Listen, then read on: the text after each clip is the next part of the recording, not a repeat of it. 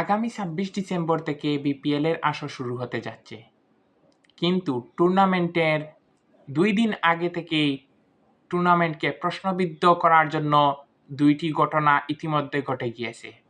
একটা হচ্ছে চট্টগ্রাম রয়্যালস এবং নোয়াখালী এক্সপ্রেস। আমি জানি না যে বাংলাদেশ ক্রিকেট বোর্ড কতটা সচেতন একটা দলকে দায়িত্ব দেওয়া যে দলটা কন্টিনিউ করতে পারবে at least 3 to 5 years or more। প্রথমেই আসি চট্টগ্রাম রয়্যালস প্রসঙ্গে।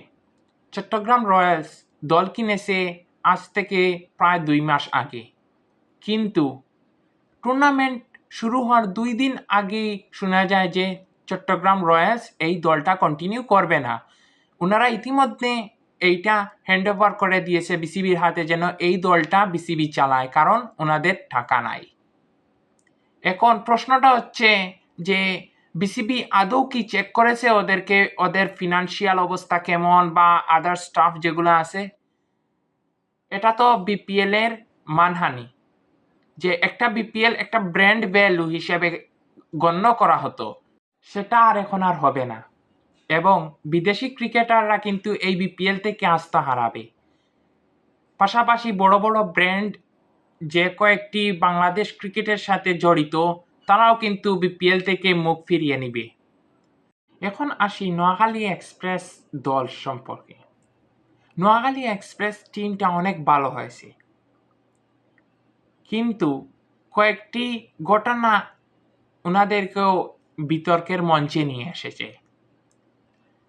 আজই খালেদ মাহমুদ সুজন এবং তালহা জুবায়ের ওনারা অভিযোগ করছেন যে মালিকপক্ষ আনফেয়ারলি ডিসিশন নিতে ওনাদেরকে বাধ্য করছে এবং দলের বাইরে থেকে কেউ একজন দলের ভিতরে কর্তৃত্ব স্থাপন করার চেষ্টা করতেছে।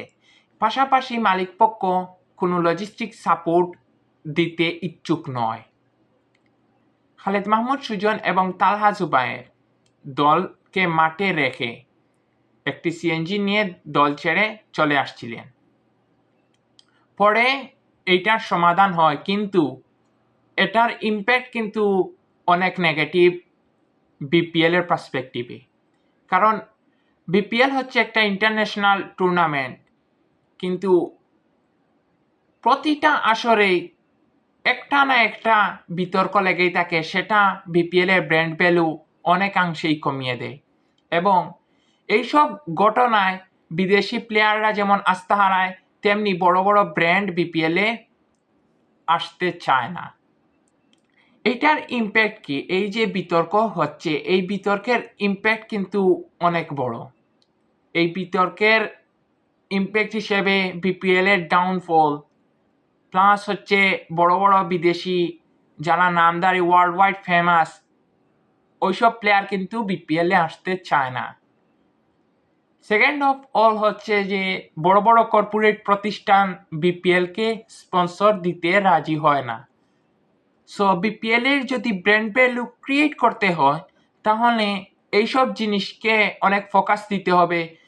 পাশাপাশি আজকে ব্রডকাস্ট টিমও ভালো করতেছে, হোপফুলি যে ব্রডকাস্ট ভালো হবে এই বিপিএলে, কারণ রিয়েল ইম্প্যাক্ট নামে যে প্রতিষ্ঠান ছিল ওইটা চেঞ্জ করা হয়েছে। আশা করি একটা ভালো বিপিএল দেখতে পারবো। আপনাদের মতামত কি এই যে বিপিএল এর বিতর্ক নিয়ে? কমেন্ট বক্সে জানাবেন। পাশাপাশি আমাদের চ্যানেলকে সাবস্ক্রাইব করবেন এবং ভিডিওতে লাইক এবং শেয়ার দিতে ভুলবেন না। Thank you everyone.